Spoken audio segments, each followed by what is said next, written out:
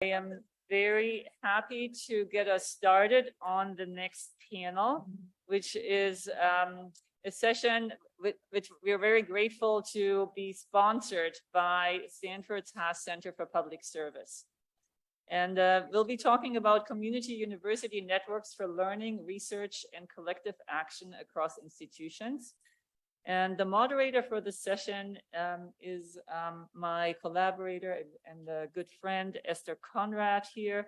Esther received a PhD in environmental science, policy, and management from UC Berkeley with research in water governance and climate change. And she has been in the environmental field and in environmental collaboration for more than 20 years.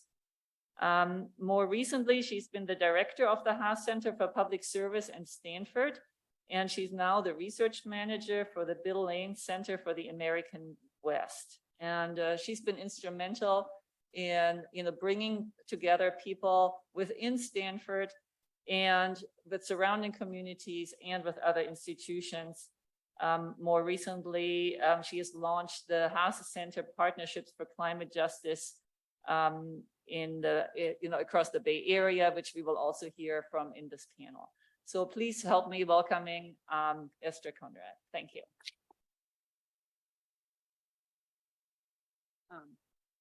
Well, thank you very much for that very generous introduction. And I do want to make one just slight modification, is that I was the director of community engaged learning and for environment at the Haas Center. That's how I got the wonderful opportunity to work on the Partnerships for Climate Justice in the Bay Area program. But I'm currently in a different role, but so pleased to be here today with this wonderful set of panelists. I am very excited about this conversation, which focuses on how we can build and sustain collaborations between universities and community partners to together address climate and environmental justice. We will be discussing two types of approaches to university community partnering. Those that involve a single university engaging with multiple organizations in the community. And then some examples of multi-university and community partnerships and networks. And we'll be looking in the discussion part about how those two models can intersect and support one another.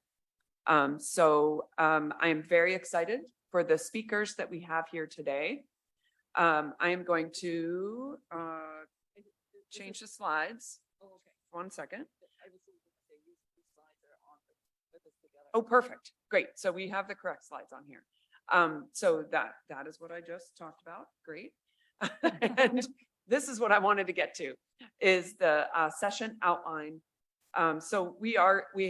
Because we are running a little bit behind, we're going to do 10 minutes each for the presentations, but we're going to save the question part for the discussion and Q&A. So I hope that we should still have plenty of time for some questions and answers and discussion. I'm going to start that discussion session by maybe posing one question to each of the panelists so that we can get the conversation going, but really look forward to your participation. For those online, I believe I will be able to see the chat or Q&A thing, so I will be on the lookout for that. But so hopefully you'll be also able to participate in that. Okay, so I am now going to introduce our panelists. We're going to do this very briefly. I wish I could do an extended introduction, which Iris was very generous about, but I do want to make sure we get time for the presentation. So we're first going to hear from two speakers representing CommUniversity at San Jose State University, Katherine Cushing, who's a professor of environmental studies at San Jose State, and Raji Rajesh, Master of Science in Environmental Studies at San Jose State, and also the project coordinator for the Growing Sustainably program of CommUniversity. And next, we will shift to the Partnerships for Climate Justice in the Bay Area at Stanford University. And we'll be hearing from Alex Wheeler, who is Program Associate for Environmental Sustainability at the Haas Center for Public Service at Stanford, and Caroline Beckman, who is Resilient Homes Program Manager at Climate Resilient Communities. Following that, we're going to move to our multi-university partner networks. First, we'll hear about the Northern California Environmental Justice Network for Community University Partnerships in Teaching and Research. And that Iris Stewart-Frey, Professor of Environmental Studies at Santa Clara University, and also Claire Pache at Postdoc Researcher, Water Equity Science Shop at University of California. And finally, our last presentation, last but very much not least, is Anna Johnson, who's going to be Senior Program Manager at the North America Laudato Si movement, who will be speaking on their initiatives linking communities. And I finally, before I shift, I do want to send a big thank you to the organizing committee for this particular panel. And that includes several of our speakers, as well as Sybil Diver, who's also joined us here on the panel, has been a really key part in organizing this panel. So Sybil Diver is with the Earth Systems Program and Environmental Justice Working Group at Stanford University. And in addition, this panel was organized by Iris Stewart-Frey, Katherine Cushing, Alex Wheeler. And I hope I'm not forgetting someone there. Okay. Great. So let's move on. I'm going to do my, let's see, stop share. I'm going to get the right slides up, and then we are going to shift. So if our first speaker is going to be the speakers from San Jose State University, and I'm going to minimize this, get to this. Okay, I think I'm Great.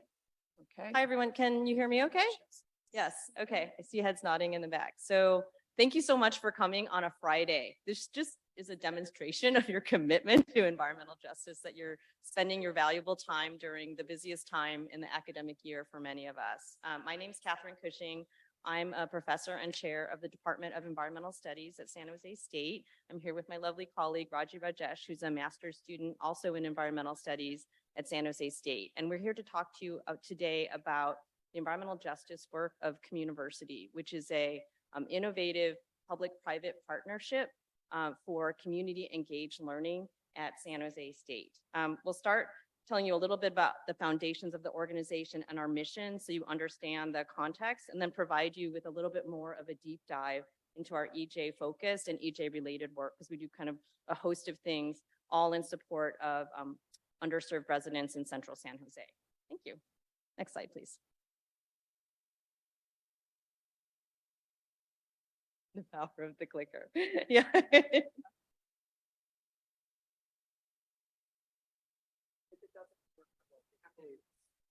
Do some slide advancing.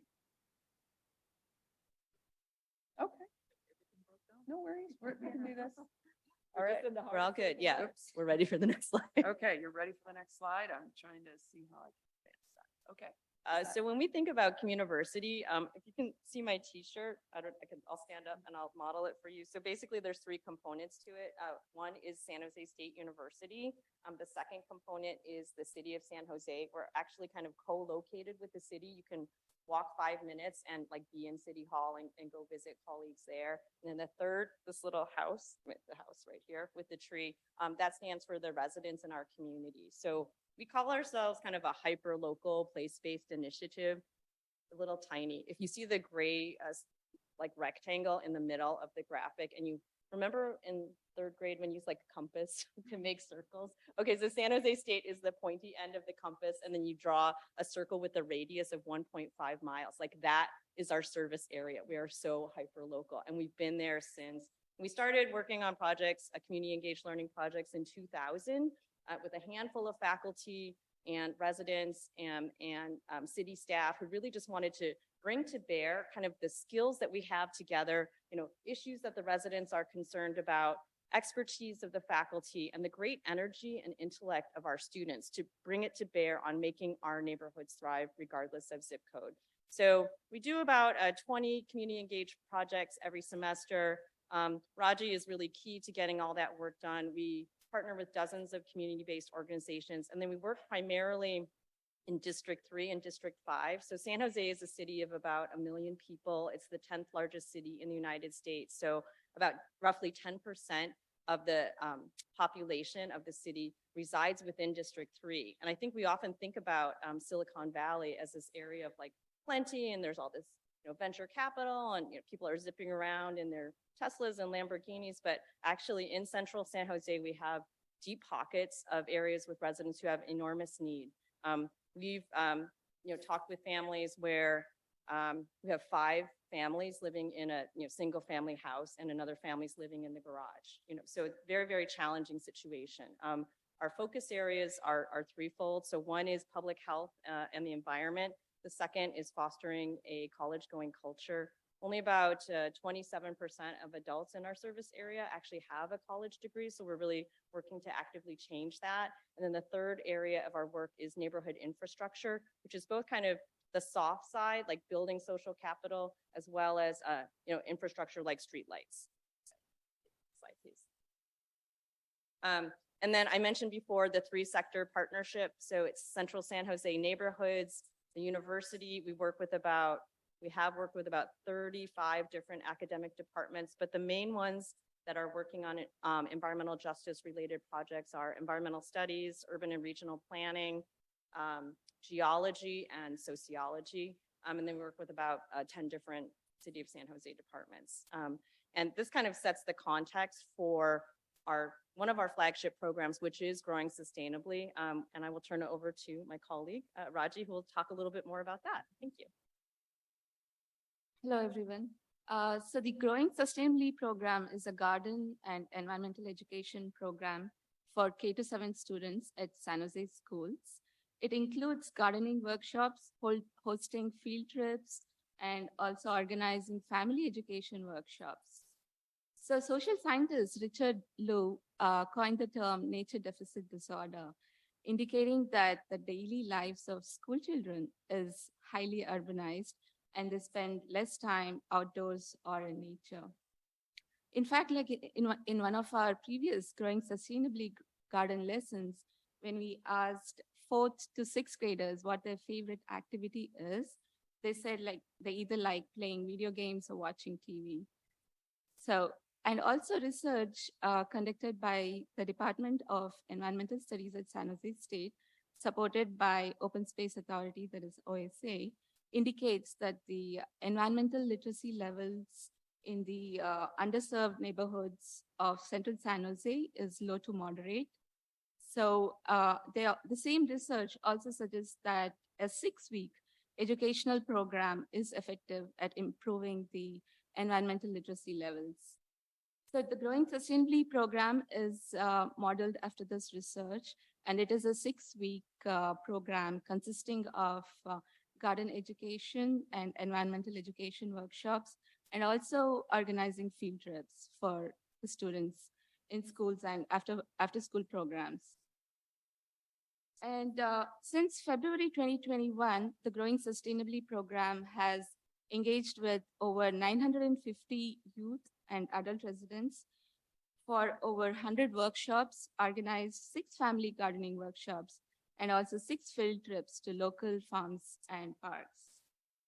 Some of the outcomes from our Growing Sustainably program from the year 2021 are 88% of participants responded that they like being in nature a lot more because of our workshops. And 84% of program participants said that because of the workshops, they knew more about the environmental issues facing their community. So this is the kind of work that helps support the pipeline of students of color to be knowledgeable of and potentially pursue careers in green STEM fields.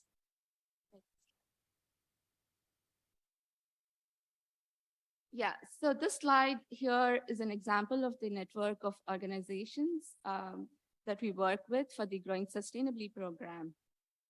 Most importantly, we coordinate with the principals and teachers at schools and after-school program managers to design, schedule, and implement lesson plans.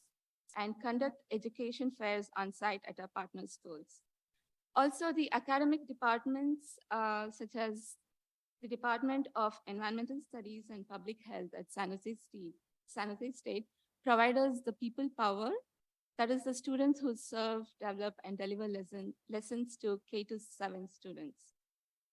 And we also coordinate with the government agencies such as the City of San Jose Parks Recreation and Neighborhood Services and Open Space Authority, and also nonprofits like Keep Coyote Creek Beautiful and the Campus Community Garden.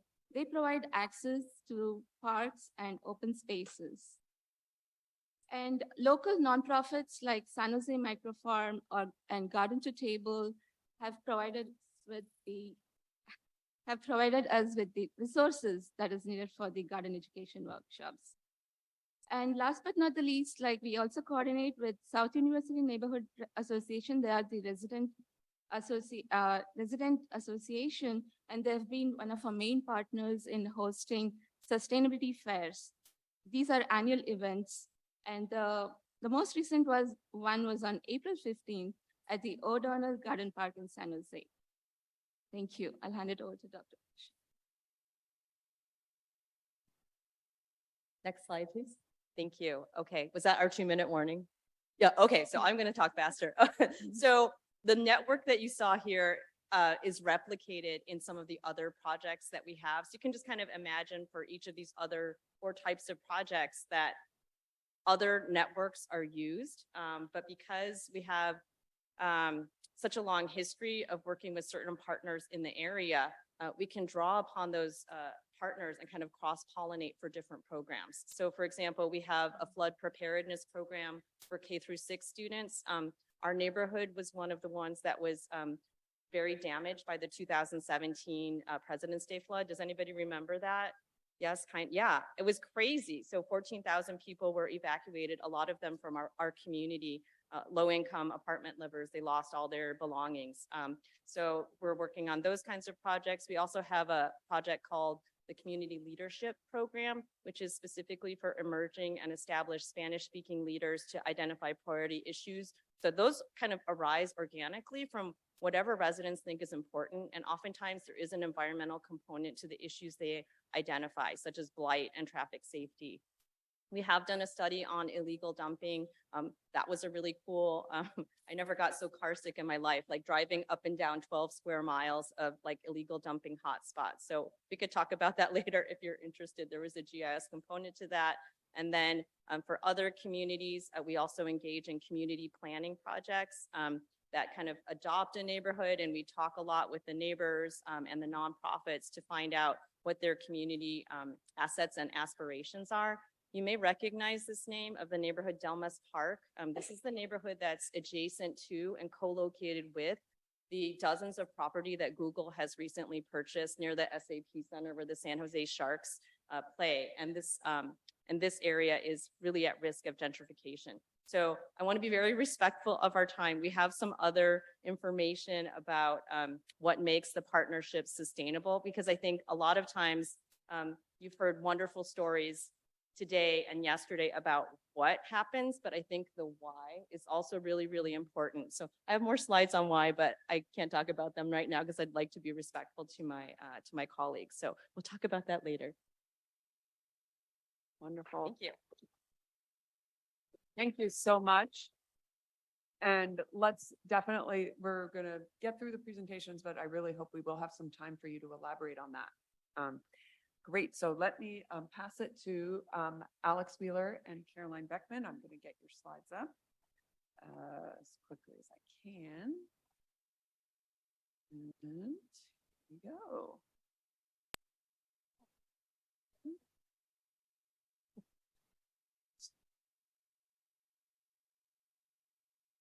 Few steps involved, so just bear with me for a second.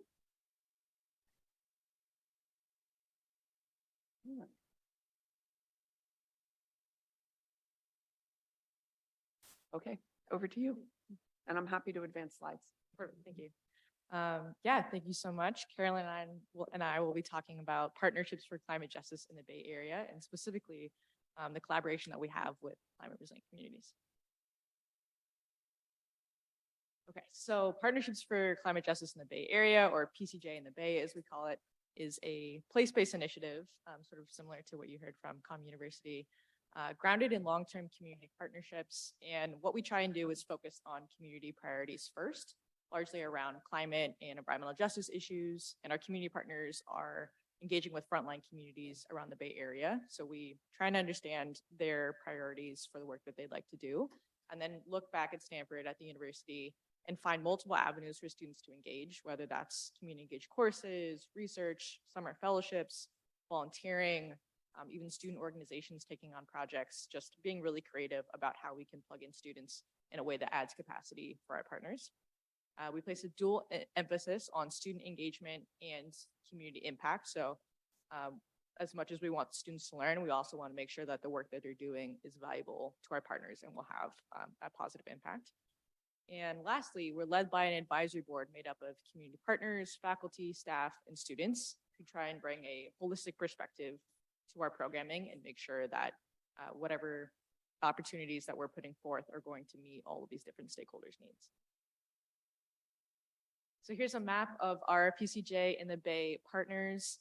CRC is a really amazing longstanding partner, and Caroline will talk a little bit about the collaboration that we've had. But we also have other folks like Valley Verde here in San Jose working on food sovereignty, Rise South City, a new organization who's focusing on community needs in South San Francisco. And a recent partner we just added is the Green Landing Institute, who do a lot of great policy work, particularly around energy justice.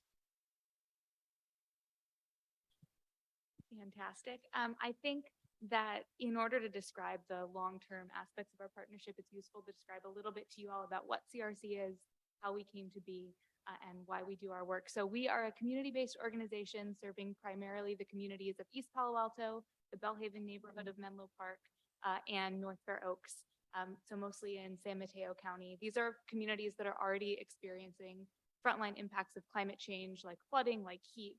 A lot of the things we've already heard about at this conference, they're experiencing those impacts. And we're really working to bring their voices forward to create tangible, immediate solutions that can keep folks healthy, safe, and promote environmental justice. You can go to the next slide. So CRC started initially as a program under Actera, another local organization, in 2016, and it really started in the community of East Palo Alto to try and leverage programs funded by the state of California to get low-income residents free solar panels. And our executive director, Violet, she was out in the community talking to folks, trying to provide these resources. And in the process of that on-the-ground work, really discovered that there were many, many unmet community needs that a new organization like CRC could step into that gap and serve. And so from there, I have a few dates pulled out here, but I think it's useful to describe that the partnership with Stanford started very early. It started before CRC was a full organization of its own.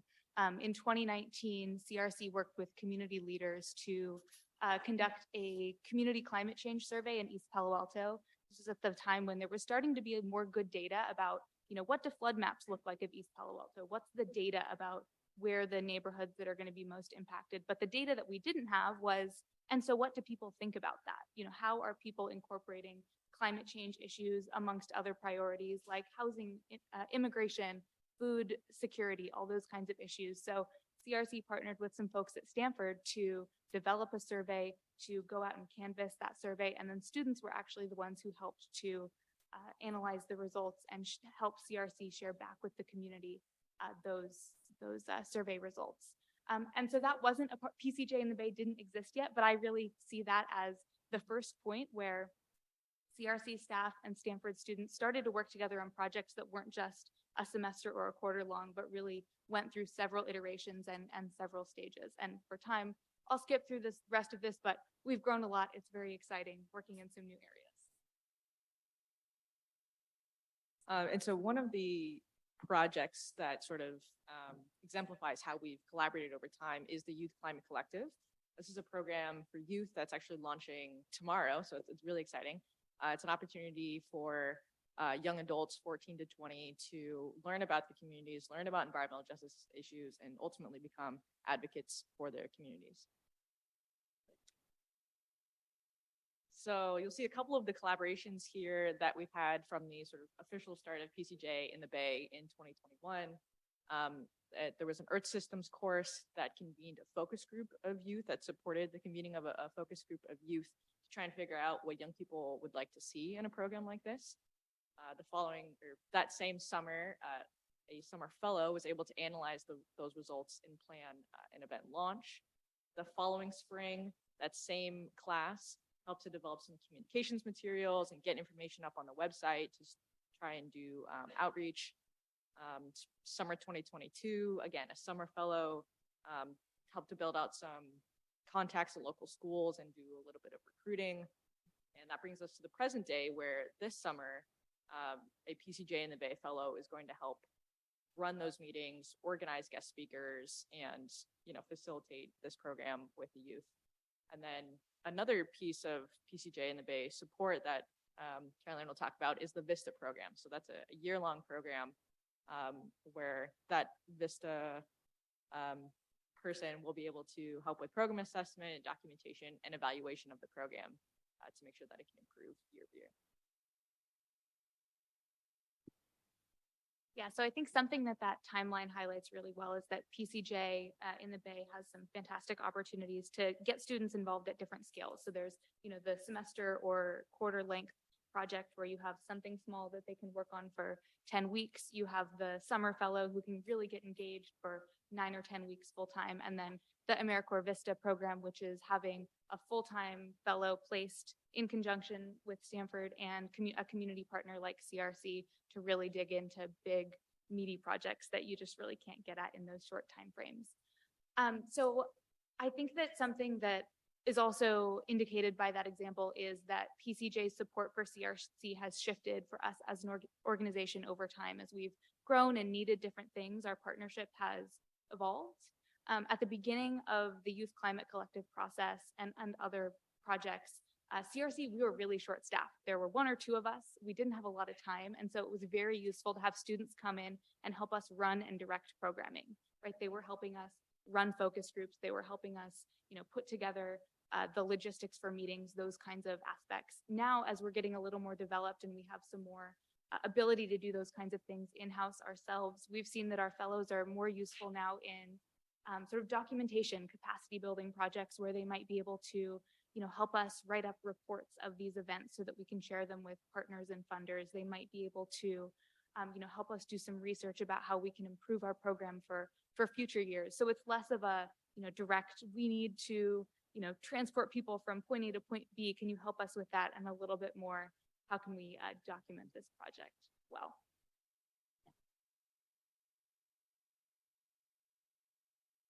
Oh wait, this one's me too. So I think a few lessons, and again, we'll get into this more, so I'll just whip through these. But the first is that for most student engagement from CRC side, it really takes a lot of time and effort to work with students, right? You have many other things on your plate. It does take time to work with students, and often projects will get like 80 or 90% of the way to completion, but there's still that final, getting things to a place where you can publish it and share it, getting things that they're ready to put on your website or whatever it may be. And so when we go into student projects, we have to be cognizant of that there is staff time, not just in the process of working with the students, but often after they leave, there's still some wrapping up to do. And so unless you go in knowing that and being able to expect that, it can make it hard to actually get projects finished. And yeah, that's fine for this. And then just the last thing I'll say about this is that I think the way we've been able to sustain the partnership is really recognizing that CRC is a co-educator of our students. And as much as students are contributing to the projects, they're really getting a lot out of the experience. And so we try to honor that through things like honoraria and just having appropriate staff time. My role is basically entirely focused on developing and maintaining these types of relationships. So I think that's really important in collaborations like this. That's it.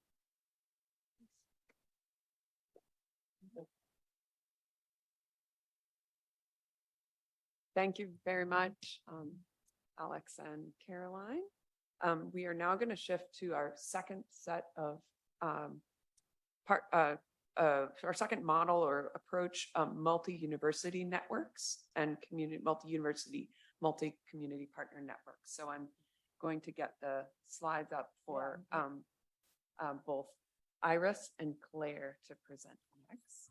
Yes, Um, thank you, Esther, and thank you also to the prior presenters on these amazing networks that follow a model where, you know, a university is part of a cloud of collaborations, so to say, right? And there's been amazing work here locally and throughout Northern California.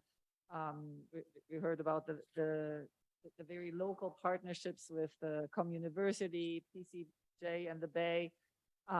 Here at Santa Clara University, we have the Environmental Justice and the Common Good Initiative. We've seen this morning some results from some of the amazing research that has been funded with some of the grants that the initiative has been giving out. Or if you were at the poster session last night, examples of student work and collaborations and partnerships between our faculty and many nonprofit organizations and community organizations. So another model then of connection is when we don't think of one university being at the center, but actually what happens if we're leveraging these amazing programs that we have, in these local places, and think about, what else can we do when we connect the dots between those. And at the same the conference that we had here at Santa Clara University in 2019, with some very generative dialogues around that. And out of that has grown what has come to be the Northern California Environmental Justice Network for Community University Partnerships in Teaching and Research. And none of us can ever, remember or pronounce that. In short, the NorCal network, for EJ network. And it is a network of very fluid leadership, but there have been some key people involved from different institutions, which are here on the slide. And I guess we're all here, right? We're all here on that panel that have been key in bringing together EJ work geographically as well as topically. Next slide, please. So I already started to talk about that. So we got started at the discussions we had here at Santa Clara in 2019. We're an informal network spanning representatives from community groups and academics throughout Northern California. And there are about 350 members from Northern California in a Google group that connects us. And the circles here are supposed to represent, the individual networks throughout Northern California that are then coming together in that NorCal network. Next slide. So what fosters this community? So since its inception, we've held about 20 workshops and meetings, which have brought us together around different topics. It has fostered joint projects and grant applications that are across institutions. Most notably, recently, a number of us were involved in an application for one of these EPA technical assistance centers that was led by Beth Rose Middleton at UC Davis, and all the great work about the Center of Regional Change that's been happening there. There have been other collaborations and grant applications as a result of these conversations. We've worked on the exchange of information, of joint partnerships. I'm thinking of a time when UC Berkeley, Stanford, and Santa Clara University students all supported Little Manila Rising and Catholic Charities in Stockton around issues of air pollution in 3 different classes, which was a pretty amazing experience. And the students then also presented to the Air Resources Board. Then there have been job information postings, for EJ, where, people can connect over opportunities with community organizations, as well as, opportunities for students, internships. And we've been connecting different parts of the community that way. Next slide, please. So just an example of these workshops and meetings. are listed here. So we've really emphasized in those learning from each other and strengthening the partnerships. So our early conversation centered on models of these partnerships and collaborations. Then we had some meetings where we're focusing on specific geographic areas. There were some San Joaquin community concerns in Stanislaus or Modesto or Stockton. We've had a session on EJ teaching, public comments on racial equity, coming together regionally about environmental justice. And then last year, we hosted 2 sequences of workshops about the human right to water in tribal communities and water justice on tribal lands. Next slide, please. And Claire, do you want to take over from here? Sure, I'll just say a little bit more about some of the work we've been doing on securing the human right to water in tribal communities. Also, I want to mention that in addition to coming together as this network, we each have our own community academic networks. For example, I'm part of the Water Equity Science Shop at UC Berkeley, which is a community academic collaboration between UC Berkeley, UCLA, Cal EPA's Office of Environmental Health Hazard Assessment, Community Water Center, and more recently expanding to other groups. So when we come together, we bring all of our collaborators with us. And if you move to the next slide. So one of the events that we co-hosted was the Securing the Human Right to Water in Tribal Communities, multiple events last summer where we invited Bita Becker, Heather Tanana, who are both part of the Navajo Nation, Greg Castro, Charlie Toledo, Canyon Sayers Roods, Alexander Tavazin, and James Mueller, who are all members of various Bay Area tribal communities. We brought folks together for a really important conversation. And this is something that we want to continue to do and we hope to expand on. And I think I'm going to pass over to Iris.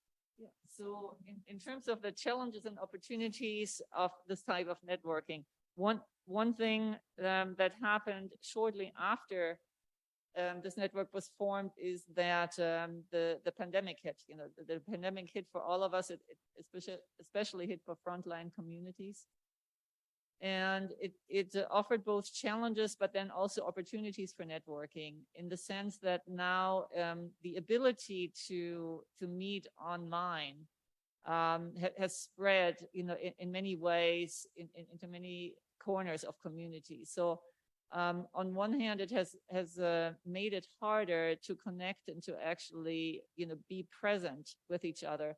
But there have also been opportunities now for strengthening that network if we're not locally or geographically located as neighbors with each other. There have been many opportunities in those workshops and in the collaborations that have come out of them to build relationships of trust and alliances and to build long-term commitment. Some of the challenges that remain are you know, the usual associated with environmental justice work. It takes resourcing, not only in time and bandwidth, and you know, the financial part of the resourcing, the structure, the you know, continuing to make information available, being available at the right time with the right kind of resourcing for the right kind of partnership, but also to move beyond products to actually from analysis to real change and seeing this through. There's still too few generally of us that are being involved in this kind of work, although I think there's more broadly speaking, there's a lot more awareness even since 2019, and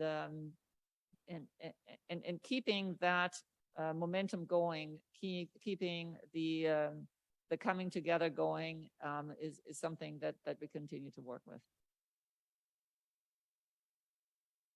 So with that, I would like to pass it on to the next speaker.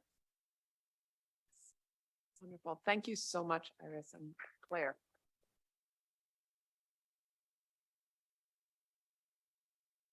Wonderful. So now we will pass it to Anna Johnson from the Laudato Si movement. And I'll get your slides going. Great. As she shifts the slides, I would just invite everyone to stand up and stretch if you need to for a minute. I recognize everyone's been sitting for at least an hour, and remembering that our bodies are also part of the earth, to just reroot ourselves in the fact that it's hot today, and our bodies maybe need to move a little bit. Great. Okay. Thank you. So again, I work for the Laudato Si movement, and part of the reason I had you stand up and stretch is because this might be a bit of a perspective shift from some of the conversations that have been happening here already.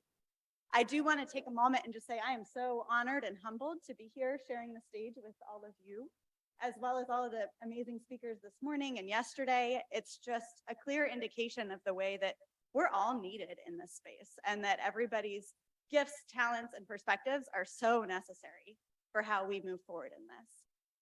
You can advance to the next slide, please. So the Laudato Si movement was founded in 2015 when Pope Francis released his encyclical, which is a fancy word for saying basically an official document from the church, from the Pope, called Laudato Si, which is praise be to you, my Lord, about creation, our call to care for our common home. That was coincided with, perhaps you remember in 2014, there was big mobilization of people around the world for the global climate marches. There was a huge march in New York City, as well as in other major cities around the world. As our founder looked at these marches that were happening and the co-sponsoring institutions, he recognized a profound lack of Catholic institutions helping sponsor these marches.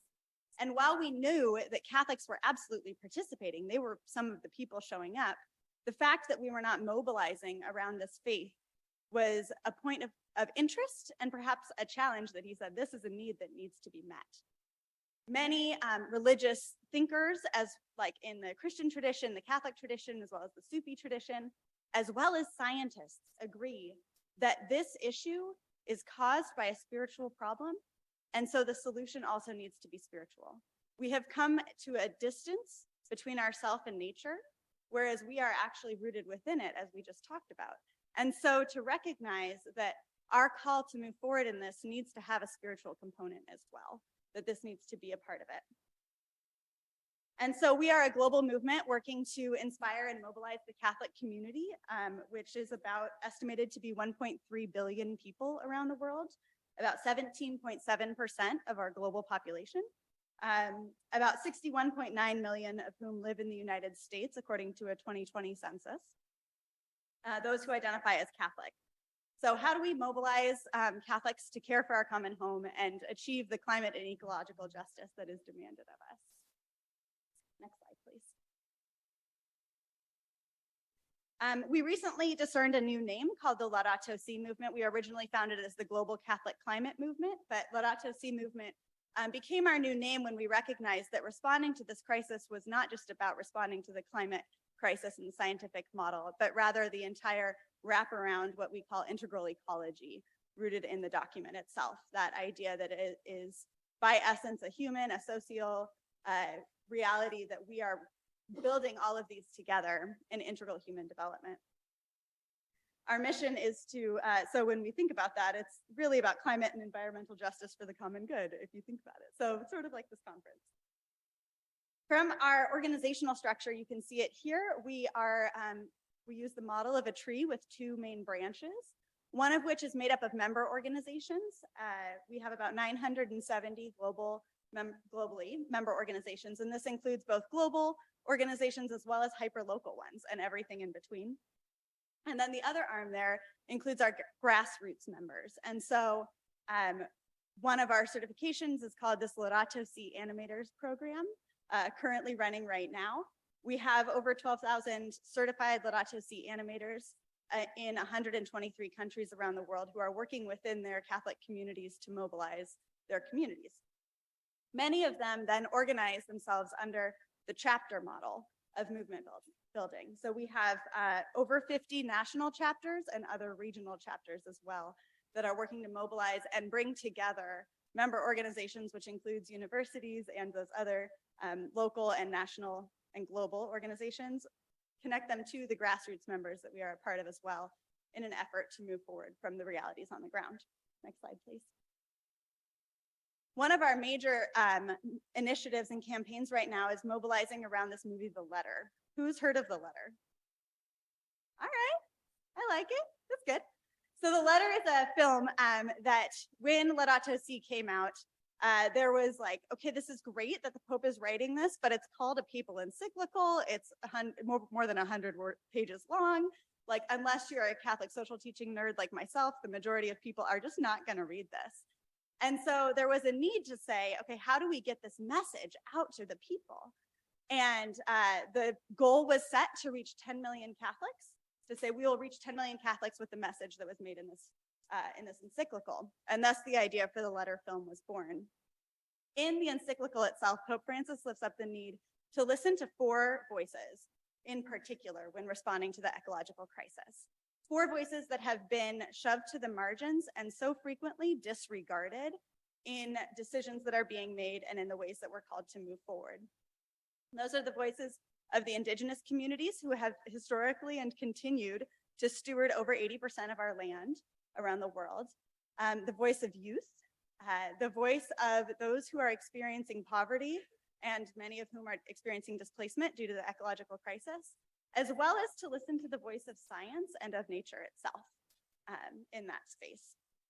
And so the interesting thing that happened through this multi-year movement of walking to create this film is that if you click, it'll bring up the next image. Everyone thought, you know, the key point of this film is definitely going to be the Pope. It's like bringing the Pope in to meet with these 4 voices. I recognize it's 5 people, but like, that's going to be the moment that everybody gets like excited about. But as they moved, they started to see, no, the transformation really happens through the interaction of these 4 voices. These 4 voices who never would have had the opportunity to meet and interact with each other, coming from Brazil and the United States and India. And, you know, like, it's through them walking together. Our goal is that then it walks into the heart of our church and transforms who we are and how we engage in the world. Next slide, please. And so from this, and you can click through, there are 3 pictures. We're trying to mobilize, and shout out to Seattle University, who I know you've got a table right here.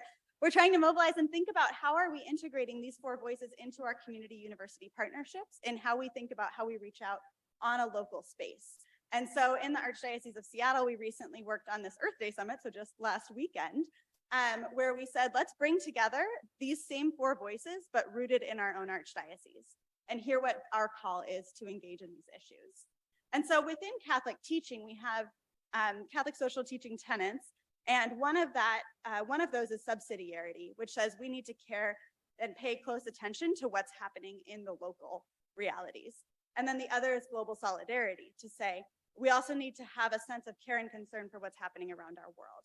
And so holding these 2 teachings in collaboration and intention and connection with each other is essential for thinking how we move forward and what objectives we choose to work towards and what campaigns we choose to lift up and support from our spaces and try to get Catholics involved in. Next slide, please.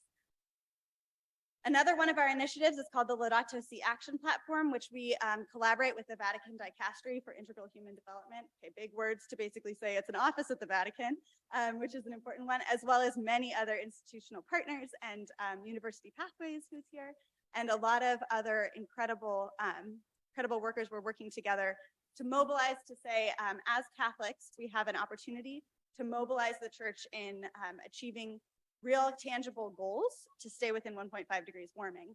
And so we have 7 sectors that are all represented by Catholic institutions. And these are signups right now around the world of the different institutions that have signed up. And so universities is definitely one of our big percentages of the signups. So you'll notice that in terms of thinking about then how are universities collaborating? And I know that that conversation is also happening here, thinking about how are the universities here thinking about how to work together on this. Next slide. So overall, I'd just like to connect us in Pope Francis's first document. He said, the whole is greater than the single, but it's also than the single part, but it's also greater than the sum of its parts.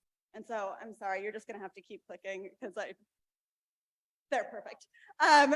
So, you know, if we think about these pentagons sitting in a pile a bunch of pentagons of black and white fabric squares, you're like, that's nice.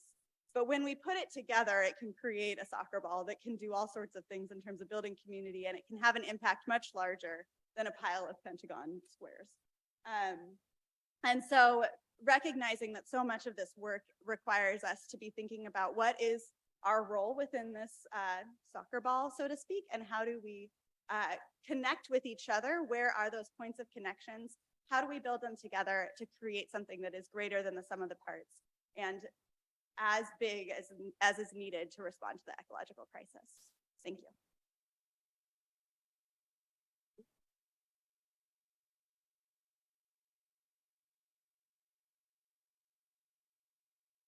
Wonderful. Thank you so much to all of our wonderful speakers.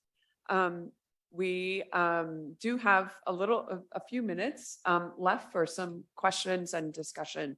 I wanted to just pose one question to the panelists to just put these two types of models in conversation with one another. And then I want to see if there are some audience questions. So just the question to those who presented on the first set of presentations, the San Jose State and PCJ in the Bay, how has or would being part of these the larger networks change or enhance your work? And then for the larger networks, how do you interface with, like, these are actually two different models at different scales. So San Jose State's working really locally in a specific community.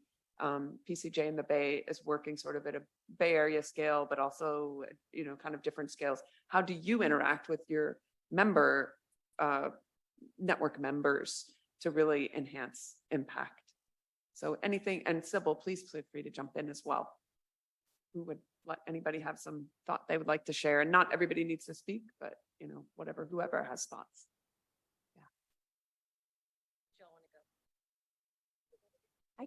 I can share briefly. I just want to acknowledge the incredible commitment of all the people doing this work and some of the folks also in the audience who are part of these efforts. Maybe we can collectively with Carolyn and Alex and Esther and myself appreciate Violet Sienna, who's in the audience, because I think the teaching that our community groups are doing in this space is paramount. And, we talk a lot about the co-production of knowledge. And I think for me, one of the things that the network efforts do, so I'm speaking more to this sort of broader scale network building that all of us in the room are part of, and Santa Clara kicked off 4 years ago. One of the things I really value in that is creating multiple centers of teaching.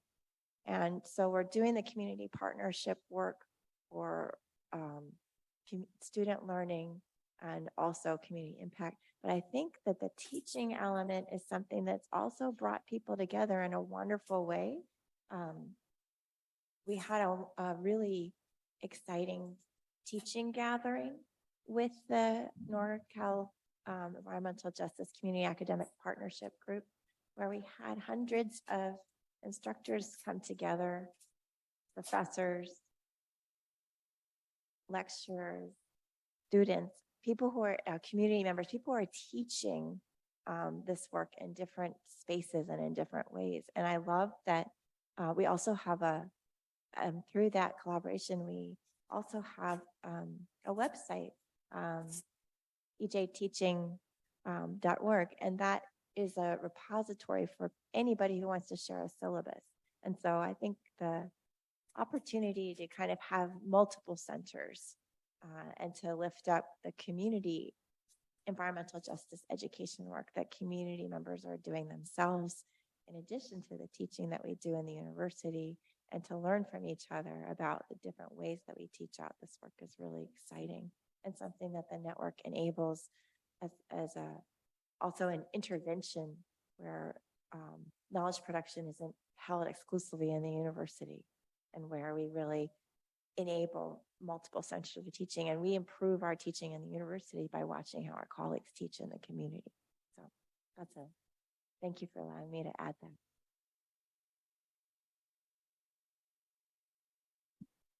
I think one of the ways that we think about how the network expands or is enriched, we can think of maybe two concepts. One is economies of scope and economies of scale. So once you do, a project, you learn how to do it. And then if another community has a similar project, you have the skills to do that. So that, enlarges your scope. We haven't quite mastered the economies of scale, honestly, because our budget is really tiny. We have about, I think we work with about $700,000 a year for, maybe 40 community engaged learning projects. So I think we do well with economies of scope. And I think one of the great things that we learn from listening to our partners is that oftentimes there's other ways that we can help them with an issue they might be dealing with. So for example, I remember distinctly having a conversation with one of our project coordinators. So the person that was in Raji's role several years ago, I asked her, how is everything going, with the classes? Like, how are your crops and are we harvesting? And she's like, well, actually, there's just a lot that the kids are going through right now. So when we have the lessons, half the time, there's like some kids that are having some issues and they kind of run off, and sometimes we have to cancel class. And I mean, it's just, it's a difficult social emotional learning environment for them. And we were able to talk to the principal about that a little bit. And instead of being defensive, the principal's like, yes, we have a lot of behavior issues and I have no resources for social emotional learning. And we put our heads together and we're like, oh, well, we have, a professor in psychology who's an expert in this area. So maybe we can talk to him and we can get something going. So the next semester we reached out to a psychology professor, and then he worked with his grad students to put together a social emotional learning workshop for the 4th, 5th, and 6th graders. So it's those kinds of conversations where I feel like, oh, we can like really expand our network within San Jose State to work on other things. We have another kinesiology professor that worked with his students. So they did more lesson plans because as Anna was saying, we don't move around enough. And I think we're trying to get the students to pay attention to like, we're going to talk about climate change. And they just want to run around. So like, okay, maybe we need to play a game first before we start, weeding the garden beds and things like that. So I think those are some things to think about. And I love that this network has really thought a lot about how we can support the Indigenous tribes in this area. I think that's something that's of great interest in the Bay Area and Northern California in general. So I feel like that's a huge opportunity to kind of bring our resources together. So I'm excited about that. Yeah, thank you so much, Sybil and Catherine, for all these insights. I just want to follow up with one other observation in the perspective of the regional networking. That would not have any legs to stand on if it weren't for the local work. I mean, the collaborations start locally, right? And they start building from there and growing upwards. But for me, working, when I think about like, what does the regional networking, what does it give me in my own collaborations? It's the exchange of resources, the economies of scope, right? It's the just like what Sybil was talking about, also the resources around teaching, but resources around disciplinary expertise, about strategies, about partnerships, about getting the right people into the room together,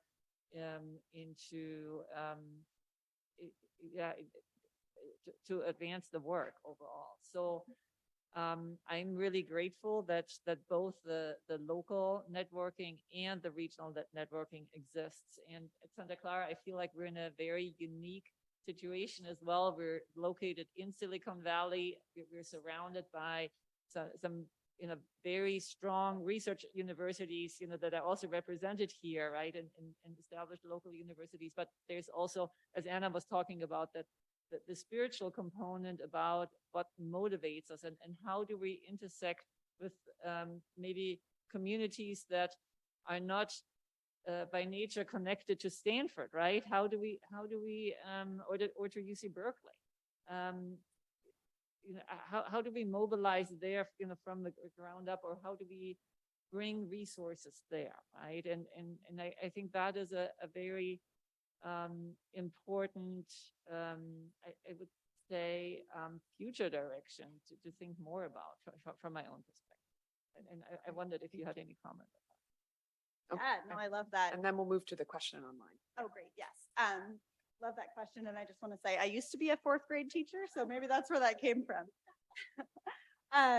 Yes, and I want to echo, first of all, you're saying like we would not have the work we do or the authenticity we do if we didn't have local-based partnerships.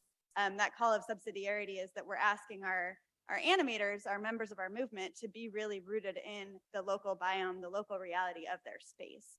And so recognizing like our animators in Uganda right now are organizing around trying to stop the East Africa crude oil pipeline from getting implemented. Now, because we can have global conversations, our North American, our US animators are talking about, well, who's funding that pipeline? They're in the United States. What can we do to pressure them? And how can we have a sense of global solidarity, but rooted in everyone's local place and realities, their biomes, their financial realities, and everything like that. So, but within that space, Catholics, right, one of the gift of trying to mobilize within the Catholic space is that where else do you have a CEO sitting next to a janitor, sitting next to a university professor, sitting next to an engineer at the city light, sitting next to a shoe designer, right? And so part of this is we're trying to think about how to get Catholics to recognize that their identity being Catholic and rooted with the ecological reality and our care for and rooting within is that part of our way to show up in these spaces. And so, yeah, within that collaborative space and thinking about how we can, there are small groups organizing everywhere around faith and how to connect them and make sure that we feel welcome in each other's spaces, right? Thank you all so much for your rich answers there. We are going to go just another few minutes. I know lunch is waiting, but we started so late on this panel. I did want to make time for this. We received a question online, which is very relevant. Reflecting on the barriers that faculty might encounter to participate in community engaged teaching, service, and or research, what institutional features or mechanisms support faculty involvement at your institutions? Have you encountered challenges to making faculty involvement equitable across race, gender, or other lines? And what recommendations do you have for furthering faculty members' ability to engage in this work? So I wondered if anyone would like to talk. I'm happy to add some thoughts on that, but please go ahead. What a great question to start just a whole nother panel. Yeah, I know. And I recognize we only have a few minutes, but. Esther, do you want to start off? Well, this was part of, I guess, the purpose for my previous role at the Haas Center for Public Service was to, in fact, provide this kind of institutional support. And again, this is not to say this is the only way to do it, but there's a team of folks at the Public Service Center called Directors of Community Engaged Learning, whose job it is to facilitate that engagement, to really help support faculty who want to offer a community engaged course and provide both funding to, kind of help with the logistics of that, but also just brainstorm ideas about how to do projects within our crazy 10-week quarter system, and then connect across courses and sustain partnerships, I think, anyway, I'm sure Alex would have a ton of thoughts on how that's continuing. Anyway, but again, that's just what's happening at Stanford, but others who might want to comment on this. I can talk about San Jose State. It's a little bit different. I do try to fundraise individually to support faculty who collaborate with some of the flagship programs. So for example, for Growing Sustainably, I wrote into the grant that there's a faculty member that collaborates with us and she receives approximately, I think it's $4,000 a year. It's not that much, but it's something. We also have support for project coordinators like Raji. So Raji, for example, this is one of many projects that she works to support.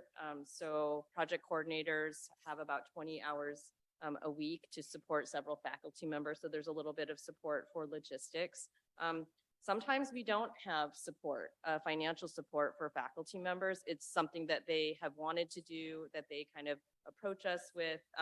We are in the process of incorporating what we call the scholarship of engagement into our retention, tenure, and promotion policies. But I would say that conversation is really in its infancy, and I think it's going to take a lot of talking. The policy is there, but policy is different than the faculty members that are on the retention, tenure, and promotion committees. So this is kind of a new concept, and sometimes it doesn't relate. Sometimes the projects that the faculty do doesn't result in a paper. It doesn't result in a grant. It doesn't result in a conference presentation. You're really serving the community. So I think we're starting to talk about impact and documenting impact. So we're starting the conversation, but I'd love to talk to anybody here that has cracked that nut. And yeah, thank you so much, Catherine. In response, from the Santa Clara side to the question, I think the structural support, from all our experience, from the institutions is really key and directly leverages, what faculty members can do. And at Santa Clara University, we do have the Environmental Justice and the Common Good Initiative, which is a faculty collaborative. It has received funding from the university leadership, but it is not as established as a center, for example. It doesn't have that staff support. It doesn't have yet to that same degree or the same degree of permanence. And if we're thinking about environmental justice, we have to, think beyond 3 years. These relationships, we cannot give communities promises and then, thinking on the academic cycle, until the end of the next class, when, that particular faculty member is like running out of a contract or running out of resources, right? So for environmental justice work, we have to think about more permanence. And we're hoping to establish that here at Santa Clara as well. But, as the audience question suggests, it is absolutely key for more faculty to actually be able to become involved, to have the resources to do community-based participatory research, to involve students, to build the relationships, to have the mentorship, to have the support, and to have the small grants and to have the network support as well. Yeah. Okay, Sybil, you can, and then we'll wrap. One more. Yeah. I wanted to add briefly on this really important question. I think the resources aspect is extremely important for enabling more faculty. I just also want to add that while we're building those resources, I think leveraging some of the powerful calls from grant entities like the National Science Foundation that are requiring components of multi-million-dollar grants that are significantly acknowledging and leading on community impact and community engagement is really a huge driver for some of the possibility for bringing this more into our university, because that's what our professors are being asked to perform for by the granting agency. So I think that's a big source of driving power, and then that's the top down. And I think on the bottom up, some of my work with the Environmental Justice Working Group at Stanford over the last 5 years has just involved creating a space for community building where we can find each other, because this is hard work. And I think that base building and that community building and the nurturing that Santa Clara University is so good at, and providing that nurturing space, providing space for people to have food together, to enjoy each other, to commiserate with each other, to dream with each other, that invites people in, because it's life-giving, not death-dealing kind of energy that comes through that collective action and that bottom-up work together, whether it's just faculty and staff, students. We can do that together, and that base building and that energy that we can derive through the collective work, I think also helps people feel empowered and also get the energy that we need to advocate for the resources. So thank you.